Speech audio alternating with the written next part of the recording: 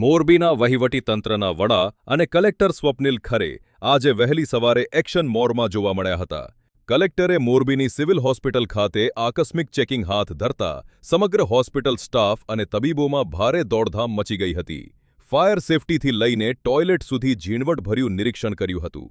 વહેલી સવારે હોસ્પિટલ પહોંચેલા કલેક્ટરે વ્યવસ્થાઓનું નિરીક્ષણ કર્યું હતું.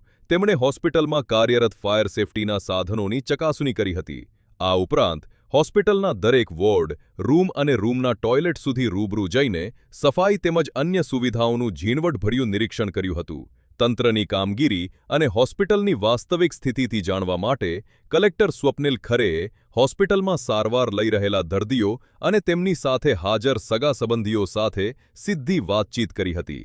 હોસ્પિટલમાંથી મળતી સુવિધાઓ, દવાઓ અને સારવાર અંગેનો પ્રતિભાવ મેળવી દર્દીઓ પાસેથી જરૂરી સૂચનો પણ સ્વીકાર્યા હતા. ચેકિંગ દરમિયાન કલેક્ટરે ફરજ પર હાજર તબીબો, નર્સિંગ બીબો, નર્સિંગ સ્ટાફ તેમજ ક્લેરિકલ વહીવટી સ્ટાફ સાથે પણ ચર્ચા કરી હતી. તેમણે હોસ્પિટલના કર્મટીટલના કર્મચારીઓ સાથે વાતચીત કરી તેમની કામગીરીની સમીક્ષા કરી હતી અને સ્ટાફને નડતી મુશ્કેલીઓ કે ફરિયાદો અંગે વિગતો મેળવી યોગ્ય નિકાલની ખાતરી આપી હતી. આજરોજ મોરબી સિવિલ હોસ્પિટલની મુલાકાત કરવામાં આવેલી. જિલ્લાના વિવિધ પેશન્ટ્સ અહીંયા આવે છે અને વિવિધ સમસ્યાઓ સાથે આવે છે. એમના સાથે પણ વાર્તાલાપ કરીને એમના જે ઇશ્યુઝ છે જાણવાના પ્રયત્નો કર્યા. જે સિવિલની ટીમ છે, તમામ ડૉક્ટર્સ હોય કે નર્સિંગ સ્ટાફ હોય, બધા જ ખૂબ કન્સ્ટ્રેન્ટ્સના વચ્ચે કામ કરી રહ્યા છે. ઇન્ફ્રાસ્ટ્રક્ચરના પણ ઘણા બધા કન્સ્ટ્રેન્ટ્સ છે, છતાં એ પોતાનું બેસ્ટ આપવાના પ્રયત્નો કરી રહ્યા છે.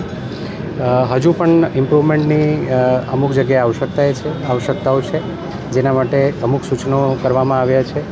આગામી પણ અમારી જ્યારે આરકેએસ મિટિંગ્સ થશે ત્યારે પણ આ જે ચેલેન્જીસ અને જે ઇશ્યુઝ આઈડેન્ટિફાઈ થયા છે એની પણ અમે આગામી સમયમાં ચર્ચા કરીશું.